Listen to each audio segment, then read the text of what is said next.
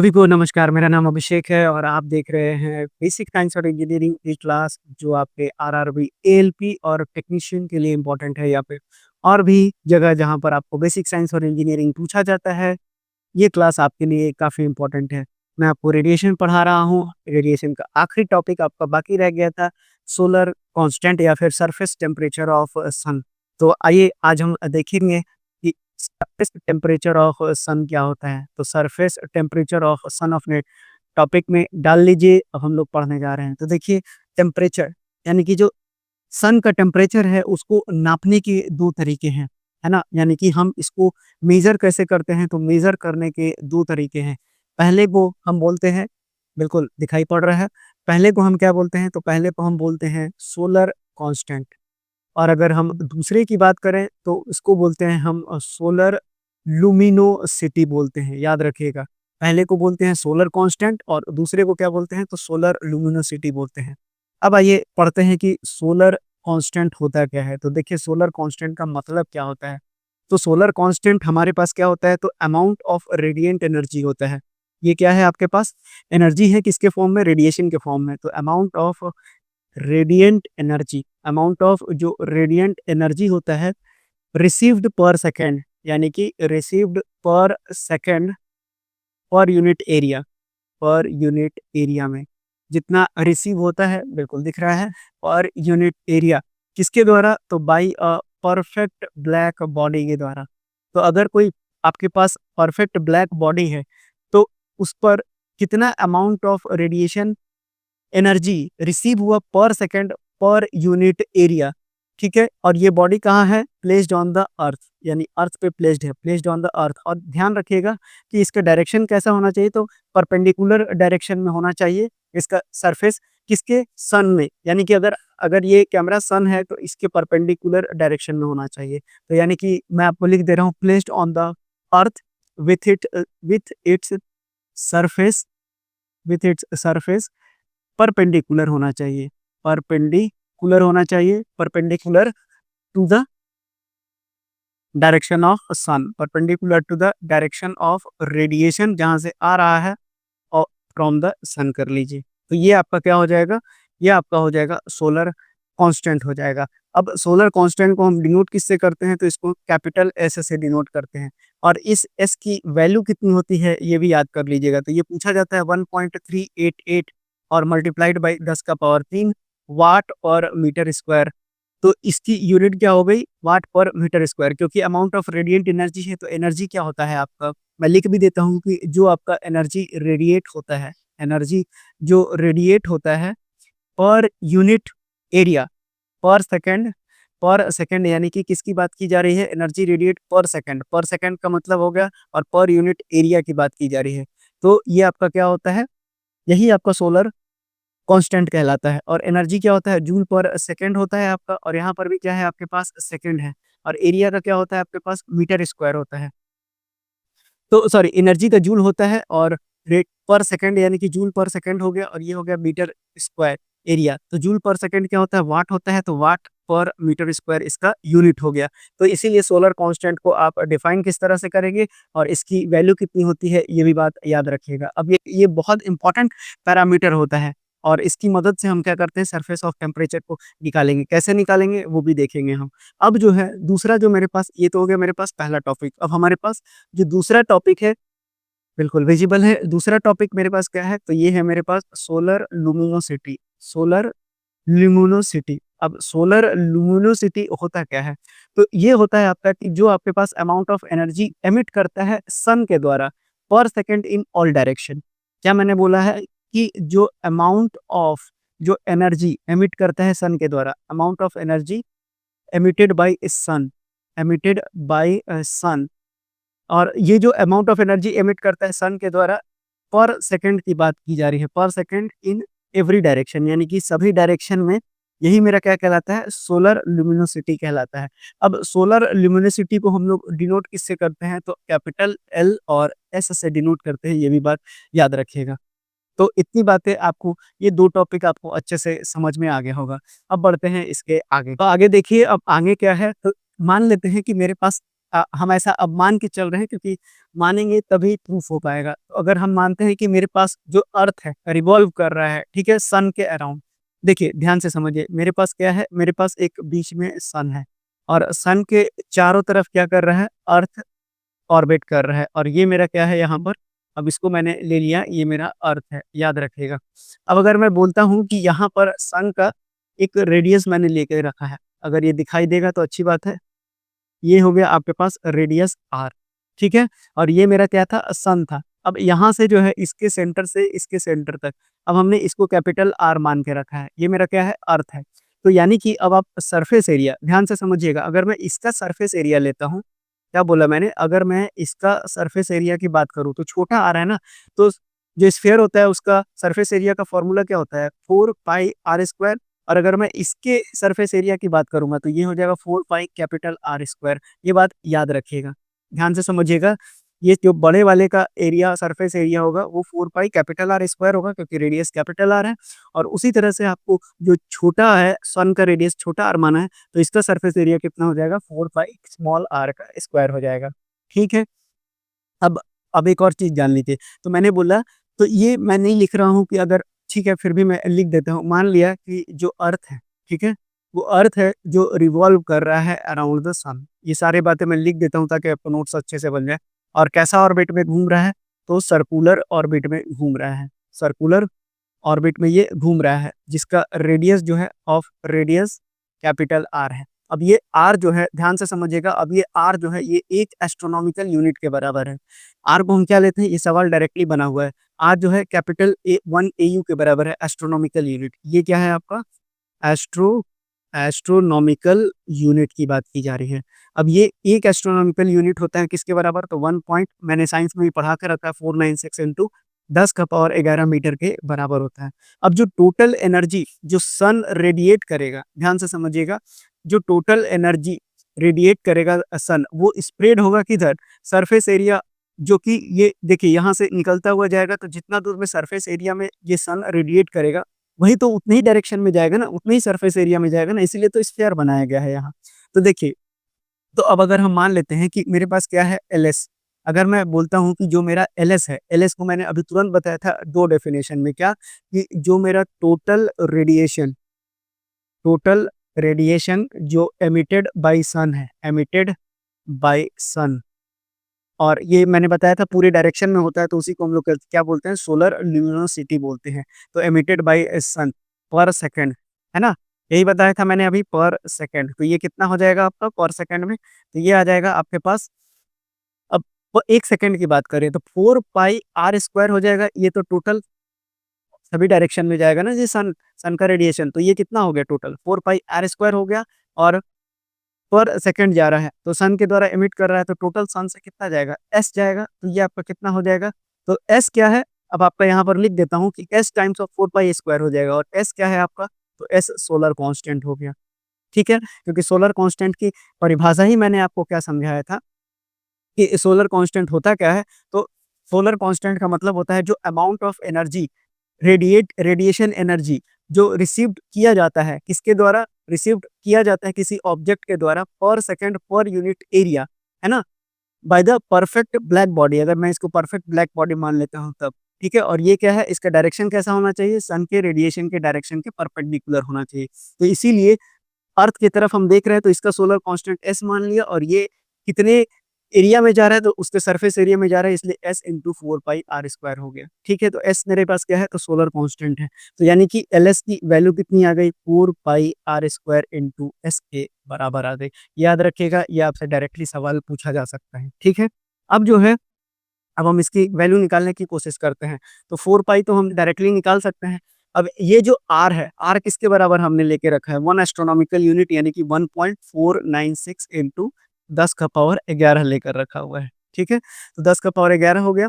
और अब उसके बाद हम सोलर कांस्टेंट, तो सोलर कांस्टेंट की वैल्यू भी मैंने आपको लिखा दिया है, तो ये कितना होता है, 1.388 मल्टीप्लाइड बाई 10 का पावर 3। जब आप इसको सॉल्व करेंगे ना, तो इसकी एक वैल्यू आएगी। अब इस वैल्यू को हम क्या कहेंगे, एल एस कहेंगे। और एल एस क्या है आपका, टोटल रेडिएशन एमिटेड बाय सन पर सेकंड, यानी कि सोलर ल्यूमिनोसिटी बोलेंगे और इसकी वैल्यू कितनी होती है तो 3.9 गुना 10 का पावर कितना होता है इसका, तो 10 का पावर 26 वाट होता है, याद रखिएगा। ये कितना हो जाएगा 10 का पावर 26 वाट होता है। तो एलएस की वैल्यू कितनी हो गई 3.9 इंटू 10 का पावर 26 वाट हो जाएगा। ये बात याद रखिएगा। तो ये एक डेरिवेशन था जो आपको काफ़ी इम्पोर्टेंट है। तो अब यहाँ से आप ये भी जान गए कि जो आपका सोलर लुमिनोसिटी है इसकी यूनिट क्या होती है। तो याद रखिएगा इसकी यूनिट आपके पास वाट के फॉर्म में आएगी, याद रखिएगा। वाट यानी कि जूल पर सेकंड आएगा, क्योंकि यहाँ पर एनर्जी एमिटेड है ना, तो एनर्जी एमिटेड कितना हो जाएगा, एनर्जी और बटा टाइम हो गया, यानी पर सेकंड की बात की जा रही है। तो क्या हो जाएगा जूल पर सेकंड, और जूल पर सेकंड को ही 1 वाट कहा जाता है। तो सब पुरानी बातों से लिंक्ड है, आपको पता होना चाहिए कि ये कैसे आ रहा है। ठीक है, यहाँ तक इम्पोर्टेंट है, आपको पढ़ना यहीं तक है। हालाँकि सरफेस टेम्परेचर भी पूछा जा सकता है सन का। चलिए देखते हैं। चलिए तो हम देखते हैं कि सन का टेम्परेचर कितना हो सकता है। तो देखिए उसके लिए हम क्या करेंगे, तो अब हमारे पास क्या है, तो एक्सप्रेशन अब हम क्या निकाल रहे हैं कि जो सन है, वैसे ये पूछा तो नहीं जाना चाहिए, लेकिन आपको सरफेस टेम्परेचर सिलेबस में दिया हुआ है, तो हम देख लेते हैं कि expression for surface temperature, expression for surface temperature of sun. तो मान लेते हैं, अब यहाँ पर ध्यान से समझिएगा, कुछ कंडीशन है। जब भी इसको हम बनाएंगे यानी कि इसका एक्सप्रेशन निकालेंगे, तो कैसे निकलेगा ये भी देख लीजिए। तो हम क्या करते हैं कि जो सन है उसको हम क्या कंसीडर करते हैं, तो एक परफेक्ट ब्लैक बॉडी कंसीडर करते हैं। तो ये मेरा क्या हो गया, एक परफेक्ट ब्लैक बॉडी हो गया। अब इसका रेडियस मैंने क्या माना, ये आर को मैंने मान लिया, स्मॉल रेडियस जो अभी मैंने फिगर में बताया देखा। और जो इसका टेम्परेचर है यानी कैपिटल टी मैंने क्या मान लिया इसका, तो ये इसका टेम्परेचर है। तो अब अगर हम अकॉर्डिंग टू स्टीफेंस लॉ को देखें, क्या बोल रहा हूँ मैं, तो अगर मैं स्टीफेंस लॉ आपको समझाया हूँ, तो स्टीफेंस लॉ क्या बताता है, अब मैं उसके स्टेटमेंट को केवल पढ़ दे रहा हूँ, आपको दिमाग में आ जाएगा अगर आप पीछे रिवाइज कर रहे हैं तो जो एनर्जी रेडिएट हो जाएगा बाय द सन पर सेकंड पर unit area will be equal to sigma T का पावर 4, यानी कि ई कितना होता है, सिग्मा टी का पावर 4 होता है। तो अब अगर मैं बोलता हूँ, ध्यान से समझ लीजिएगा यहाँ पर, तो अब अगर यहाँ पर कोई एनर्जी का लॉस नहीं हो रहा है, ठीक है ना, ठीक है, मैं लिख देता हूँ, मैं लिख ही देता हूँ कि इफ देयर इज, यानी कि वहां पर नो, अब चूंकि रेडिएशन के फॉर्म में है तो रेडिएशन लिखना पड़ेगा, no radiant energy is lost, no radiant energy is lost, तब क्या हो जाएगा, अब आपके पास क्या हो जाएगा, तो जो आपका जो टोटल एनर्जी हो जाएगा, ध्यान से समझिएगा, अब जो आपका टोटल एनर्जी रेडिएटेड पर सेकंड पर यूनिट एरिया हो जाएगा, वो कितना हो जाएगा। अब अगर ई आपका क्या है, तो ई आपका टोटल एनर्जी रेडिएंट कितना हो जाएगा यही पूछ रहा है, क्योंकि एनर्जी लॉस तो हुआ ही नहीं है, तो हुआ ही नहीं है, तो यानी कि जो पूरा घेरा था और एक छोटा सा सन मैंने बनाया था अर्थ के साथ, तो हम तो किसका निकाल रहे हैं, सरफेस टेम्परेचर ऑफ सन का निकाल रहे हैं ना, तो सन पे तो कोई लॉस ही नहीं हुआ एनर्जी का, तो ये कितना हो जाएगा, सरफेस एरिया पूरा सन का कवर कर लेगा, यानी कि सरफेस एरिया ऑफ सन और मल्टीप्लाइड बाय कितना हो जाएगा, सिग्मा टी का पावर 4, क्योंकि ये तो नेग्लिजिबल हो गया ना, यानी सॉरी रेडिएंट एनर्जी तो नेग्लिजिबल हो गया। तो अब ई की वैल्यू कितनी हो जाएगी, सरफेस एरिया ऑफ सन मैंने कितना रखा था 4 पाई आर स्क्वायर, और इनटू कितना रखा था मैंने, सिग्मा टी का पावर 4, ये हो गया आपके स्टीफेंस लॉ से। तो देखिए अब जो है इसकी वैल्यू कितनी आ जाएगी आपके पास, तो अब ई कितना आ जाएगा आपके पास, तो ये हो जाएगा 4 pi r square sigma T का पावर 4 आ गया आप ये। अब ध्यान से समझिएगा, एक एनर्जी की वैल्यू तो ये आ गई, इसको इक्वेशन नंबर हम 1 मान लेते हैं। मेरे पास एक और एनर्जी का इक्वेशन था, अब मैंने आपको बताया था कि जो सोलर, यहाँ पर मैं लिख देता हूँ इस तरह से, जो मेरे पास एक सोलर लुमिनोसिटी था, सोलर ल्यूमिनोसिटी था, ये भी आपका क्या था, ये भी तो बता रहा था ना कि जो टोटल एनर्जी है, टोटल रेडिएंट एनर्जी जो इंसिडेंट कर रहा है सरफेस पे पूरे डायरेक्शन में, यही तो हमारा क्या होता है, सोलर ल्यूमिनोसिटी होता है। और पर सेकंड ये कितना करता है, तो ये मैंने आपको बताया था कितना, 4 पाई कैपिटल आर स्क्वायर और इंटू एस के बराबर करता है। ये भी तो एक एनर्जी का डेरिवेशन हो गया। अब ये हो गया पहला, ये हो गया दूसरा। अब हम यहाँ पर क्या लिख सकते हैं, फ्रॉम 1 एंड 2, दोनों ई वैल्यू है, तो क्या हो जाएगा, दोनों एलएचएस और आरएचएस बराबर हो जाएगा, तो एलएचएस बराबर है तो आरएचएस बराबर हो जाएगा, यानी 4 pi r square sigma T का पावर 4, और ये कितना हो जाएगा 4 pi r square into S. तो 4 पाई से 4 पाई को काट दीजिए, तो अब आपके पास T4 का वैल्यू कितना आ जाएगा, T4 का वैल्यू हो जाएगा आपके पास कैपिटल आर स्क्वायर और इंटू एस, और नीचे कितना आ जाएगा आपके पास स्मॉल आर स्क्वायर, ठीक है, और सिग्मा हो जाएगा, बस सिग्मा रूल है, ठीक है, तो सिग्मा रूल में ही रहना है तभी परीक्षा निकलेगा। तो अब अगर मैं इसको इस तरह से लिख देता हूँ तो आर बाई छोटा आर, अब इसका मैं स्क्वायर लिख देता हूँ, ठीक है, बिल्कुल विजिबल है ये, ठीक है। अब आर बाई आर का स्क्वायर लिख देता हूँ मैं, और एक तरफ मैं कर देता हूँ एस अपॉन सिग्मा। तो अब ये क्या हो जाएगा, तो मैं इसको यहाँ पर इस तरह से लिख रहा हूँ अब। तो अब ये टी का 4 इधर जाएगा तो 1/4 हो जाएगा, तो टी अकेले में कितना बचेगा, आर बाई आर, और इधर आ जाएगा आपका 2/4, और यहाँ कितना आ जाएगा एस बाई सिग्मा, और यहाँ आ जाएगा 1/4, ठीक है, दिख रहा है, ठीक है। अब टी की वैल्यू कितनी आ जाएगी आपके पास, तो 2 गुना के 4 हो गया, तो आर बाई स्मॉल आर, और इसका पावर कितना हो गया हाफ, और ये कितना हो जाएगा एस बाई सिग्मा, और इसका पावर हो जाएगा 1/4। तो यही आपका टेम्परेचर ऑफ सन होगा। अब अगर आपको कैपिटल आर पता है, जो मैंने बताया 1 एस्ट्रोनॉमिकल यूनिट के बराबर होता है, छोटा आर यानी कि रेडियस ऑफ सन निकाला जा सकता है, उसी तरह एस आपको मालूम है क्या होता है, सोलर कांस्टेंट, उसकी वैल्यू भी मैंने आपको लिखा रखी है, और सिग्मा यानी कि स्टीफन कांस्टेंट की भी वैल्यू मैंने आपको लिखा रखी है। तब अगर आप टी को कैलकुलेट करेंगे, यानी कि यहाँ पर अगर आप सारी वैल्यूज को रख देंगे, पुट ऑल वैल्यूज, ठीक है ना, अब इतने की जरूरत नहीं है आपको, तो सभी वैल्यूज को अगर आप पुट करेंगे तो जो यहाँ पर तापमान निकल के आएगा वो हो जाएगा 5000 केल्विन। तो यानी कि जो सन का सरफेस का टेम्परेचर होता है, बस आपको यही याद रखना है, वो कितना होता है, तो 5000 केल्विन आता है। रख के देखिए, अगर नहीं आएगा तो बताइएगा कमेंट बॉक्स में। और वीडियो अगर आपको पसंद आ रहा है तो जाहिर सी बात है, पढ़ते रहिए, बढ़ते रहिए, है ना, और दोस्तों के साथ भी शेयर कीजिए ताकि आपके सभी दोस्त एएलपी बन सके, और या फिर अगर टेक्नीशियन का एग्जाम दे रहे हैं तो टेक्नीशियन भी बन सके। तो यहाँ पर हमारा जो रेडिएशन पोर्शन है वो पूरी तरह से खत्म हो गया। अब हम आगे बढ़ेंगे। आइए अब समझते हैं अगले टॉपिक को। तो आपका जो अगला टॉपिक है उसका नाम है काइनेटिक थ्योरी ऑफ गैसेस को। इसको मैं समझा देता हूँ, काइनेटिक थ्योरी ऑफ गैसेस को। अब ये क्या होता है ये भी समझ लीजिए। यानी कि काइनेटिक का मतलब ही हो गया एनर्जी, यानी काइनेटिक एनर्जी आपने पढ़ा होगा, यानी कि जब भी कोई मॉलिक्यूल मोशन में होगा तो उसको हम बोलते हैं काइनेटिक एनर्जी। अब इसकी थ्योरी के बारे में पहले सुन लीजिए, उसके बाद लिख भी लीजिएगा।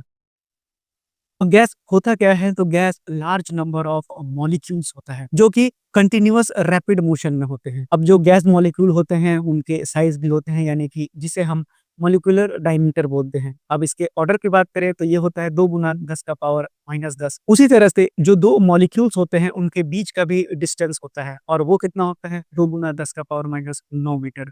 यानी कि अगर आप आंकड़ों को कैलकुलेट करेंगे तो 10 गुना होता है as large as their size. इसी कारण से हम ये कहते हैं कि जो गैस ए मॉलिक्यूल्स हैं वो फ्रीली मूव कर पाते हैं एक दूसरे के रिस्पेक्ट। हालांकि जब उनका मूवमेंट होता है, मूवमेंट के दौरान वो आपस में क्लोज आ जाते हैं, जिस कारण से उनके वेलोसिटीज में चेंज आता है, और ये चेंज आता है मॉलिक्यूलर इंटरमॉलिक्यूलर फोर्सेस की वजह से। तो ये जो चेंज आता है वेलोसिटीज में, वो किसकी वजह से आता है, तो मॉलिक्यूल्स के आपस में कोलिजन होने की वजह से। अब यहाँ पर दो साइंटिस्ट की एंट्री होती है, एक होते हैं रुडोल्फ क्लॉसियस और दूसरे का नाम से जेम्स मैक्सवेल। अब इन्होंने ही काइनेटिक थ्योरी ऑफ गैसेस को डिराइव किया। कैसे किया, इसकी कहानी मैंने आपको ऊपर समझाया अभी। तो अब इनके एजम्पशंस इंपॉर्टेंट हो जाएंगे, यानी कि क्लॉसियस और मैक्सवेल्स ने इन मॉलिक्यूलर मोशंस के लिए कुछ एजम्पशंस दिए। अब वो एजम्पशंस क्या क्या हैं वो मैं आपको लिख देता हूँ। तो अब आइए ये जान लीजिए कि जो बेसिक पोस्टुलेट्स है काइनेटिक थ्योरी ऑफ गैसेस का, वो तो जो मैंने आपको भाषण दिया उससे तो आप लिख ही लिए होंगे, उसको भी नोट कर लीजिएगा। साथ ही साथ इन 3 पॉइंट्स को नोट कर लीजिएगा कि जो हर एक गैस होता है उसमें एक्सट्रीमली स्मॉल पार्टिकल्स होते हैं जिसको हम मॉलिक्यूल्स बोलते हैं। इनको याद कर लीजिएगा एज इट इज, ताकि आपको सहूलियत हो, या फिर जो मैंने भाषण दिया है उसको अच्छे से सुन लीजिएगा 4-5 बार। अब जो मॉलिक्यूल्स होता है गिवन गैस का, वो आइडेंटिकल होता है लेकिन डिफरेंट होता है दूसरे गैसेस के लिए। अब जो मॉलिक्यूल्स होते हैं गैस का, वो आइडेंटिकल, स्फेरिकल, रिजिड और परफेक्टली इलास्टिक पॉइंट मासेस होते हैं। अब उनका साइज जो है नेग्लिजिबल होता है इंटरमॉलिक्यूलर डिस्टेंस में। तो ये 3 बातें इंपॉर्टेंट थी जो आपको याद रखनी है। अब आइए जो जो एजम्पशंस है इसको भी आपको याद रखना होगा कि काइनेटिक थ्योरी से ऑफ गैसेस से एजम्पशन जो रुडोल्फ क्लॉसियस थे और जेम्स मैक्सवेल्स ने, उन्होंने क्या एजम्पशंस बोला। डेराइव करने से पहले आपको डेरिवेशन नहीं पढ़ना है, क्योंकि डेरिवेशन कोई मतलब नहीं है, आप कॉम्पिटिटिव एग्ज़ाम दे रहे हैं, ठीक है? तो मैं सीधा-सीधा लिख दूँगा, आपको बस वो याद रखना है कि ये होता है, क्योंकि उस पर हो सकता है न्यूमेरिकल बन जाए। तो देखिए, जो पहला असम्पशन्स था, जो स्पेस ऑक्यूपाई करता है मॉलिक्यूल्स, वो बहुत छोटा होता है वॉल्यूम ऑफ गैस के रिस्पेक्ट में। वहीं वहाँ पर कोई फ़ोर्स ऑफ अट्रैक्शन नहीं रहता है मॉलिक्यूल्स के बीच में। ये सारे के सारे असम्पशन हैं। होता ज़रूर है, लेकिन चूँकि हमको जब कैलकुलेट करना होता है, तो हम हर चीज़ को आइडियल मान के चलते हैं। यानी 100%। अब जो प्रेशर ऑफ गैस होता है इलास्टिक कोलिजन्स की वजह से, है ना? किसका? गैस मॉलिक्यूल्स का, जो वॉल ऑफ द कंटेनर होता है उसके कारण। तो जो प्रेशर ऑफ गैस होता है, वो क्यों होता है? तो elastic collision of gas molecule की वजह से होता है, जो जो किसकी वजह से है? तो वो वॉल ऑफ कंटेनर की वजह से है। अब जो टाइम ऑफ कॉन्टैक्ट होता है मूविंग मॉलिक्यूल्स का, किसके साथ? वॉल ऑफ कंटेनर के साथ। वो नेग्लिजिबल होता है, किसके कंपेयर में? तो 2 सक्सेसिव कोलिजन्स के बीच में। अब जो ग्रेविटेशनल अट्रैक्शन होता है मॉलिक्यूल्स के बीच में, वो इनइफेक्टिव होता है उनके स्मॉल मासेस की वजह से। तो ये जो 5 पॉइंट लिखा हुआ है, ये इम्पोर्टेंट पॉइंट है। एज़ इट इज़ सवाल बनेगा आपको वन लाइनर के फॉर्म में, और आपको सही करके आना है। अब आइए समझ लेते हैं एक्सपेंशन ऑफ गैसेज़ और गैसेज़ लॉ के बारे में देखेंगे अब हम। अब एक्सपेंशन ऑफ गैसेज़ और गैस लॉ से संबंधित कुछ बातें जो मैं आपको बताने जा रहा हूँ, उसको दिमाग में रखिए। अब अगर हम गैस की बात करें और गैस को कंपेयर करें सॉलिड और लिक्विड से, तो जो थर्मल एक्सपेंशन होता है गैस के केस में, वो सॉलिड और लिक्विड से कहीं ज़्यादा होता है। कहीं ज़्यादा कहना तो कम हो गया, काफ़ी ज़्यादा होता है। अगर प्रैक्टिकल की बात करें, तो अगर हम प्रेशर पे अप्लाई करते हैं, तो जो वैल्यू होता है सॉलिड और लिक्विड के केस में, जो वॉल्यूम होता है वो लगभग सेम रहता है, लेकिन गैस के केस में ऐसा नहीं होता है। जैसे-जैसे हम प्रेशर को चेंज करते हैं, जो गैस का वॉल्यूम है वो बदलता चला जाता है। यानी कि अगर हमको किसी गैस की कंडीशन के बारे में बताना है, तो हमको उसका प्रेशर, टेम्परेचर और वॉल्यूम तीनों को स्पेसिफाई करना पड़ेगा। अगर हम तीनों में से किसी एक को में थोड़ा-सा भी बदलाव करते हैं, तो निश्चित रूप से दूसरे वैल्यूज़ में भी ऑटोमैटिकली बदलाव है। तो अब समझ लीजिए कि गैस लॉ होता क्या है? तो गैस लॉ स्टडी होता है किसके-किसके बीच में? प्रेशर, टेम्परेचर और वॉल्यूम का। इनमें से 2 को हम रिलेट करते हैं और तीसरे को कांस्टेंट रख देते हैं, तो हमारा अलग-अलग गैस लॉज़ बन जाता है। अब अगर हम प्रेशर और वॉल्यूम के बीच में जब रिलेशन निकालेंगे, तो वहाँ टेम्परेचर कांस्टेंट हो जाएगा। टेम्परेचर और प्रेशर लेंगे तो वॉल्यूम कांस्टेंट हो जाएगा, टेम्परेचर और वॉल्यूम लेंगे तो प्रेशर कांस्टेंट हो जाएगा। तो यानी कि अब इसी कंडीशन के थ्रू अलग-अलग गैस लॉज़ बनते हैं, जो मैंने आपको एक्सप्लेन कर दिया। अब इसको देखते हैं कि कौन-कौन से गैस लॉज़ आपको पढ़ना है। तो अब आइए स्टार्ट करते हैं। मैंने आपको समझा दिया कि गैस लॉज़ होते क्या हैं। तो आपको बिल्कुल बेसिक मैंने समझा दिया, पूरी डिटेल में आपको समझा दिया कि गैस लॉ होता क्या है। तो मैं लिख भी देता हूँ कि एक्सपेरिमेंट के थ्रू, यानी कि थ्रू एक्सपेरिमेंट आपने क्या देखा?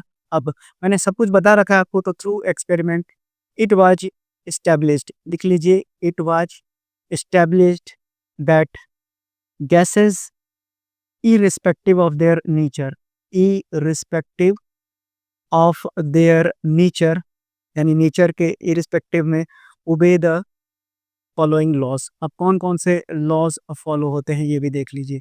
तो सबसे पहला जो लॉ हम पढ़ने जा रहे हैं, उस लॉ का नाम है आपको बॉयल्स लॉ। तो याद रखिएगा, अब बॉयल्स लॉ होता क्या है ये मैं आपको समझा देता हूँ। तो बॉयल्स लॉ का क्या कहना है? इनका कहना ये है कि अगर हमारा टेम्परेचर कांस्टेंट है। मैंने क्या बोला कि अगर मैंने यहाँ पर क्या बताया कि अगर मेरे पास टेम्परेचर कांस्टेंट है, तो जो मेरा volume of given mass of gas है, वो इन्वर्सली प्रोपोर्शनल होता है किसके? प्रेशर के। मैंने आपको अभी समझाया, तीनों के तीनों मैंने हर चीज़ समझा दिया आपको। तो अब अगर यहाँ पर क्या होता है, आपसे सवाल पूछा जाएगा कि बॉयल्स लॉ में क्या कांस्टेंट होता है? तो टेम्परेचर कांस्टेंट होता है। तो यानी कि टेम्परेचर कांस्टेंट हो जाता है, तो यहाँ पर वॉल्यूम मैं लिख देता हूँ, T आपके पास क्या है? टेम्परेचर रहेगा, वी आपके पास क्या रहेगा? वॉल्यूम रहेगा, और सब किसकी बात की जा रही है? गैस की बात की जा रही है, और पी क्या है आपके पास? प्रेशर है, और ये सभी की सभी गैस की बात की जा रही है। हुँ। तो अब जो है तो अब जो है वी इन्वर्सली प्रोपोर्शनल हो गया किसके? 1/पी के, यानी प्रोपोर्शनल के साइन को हटाएँगे, तो जो पीवी होगा वो एक कांस्टेंट को दर्शाएगा, यानी कि पीवी बराबर क्या होता है आपका?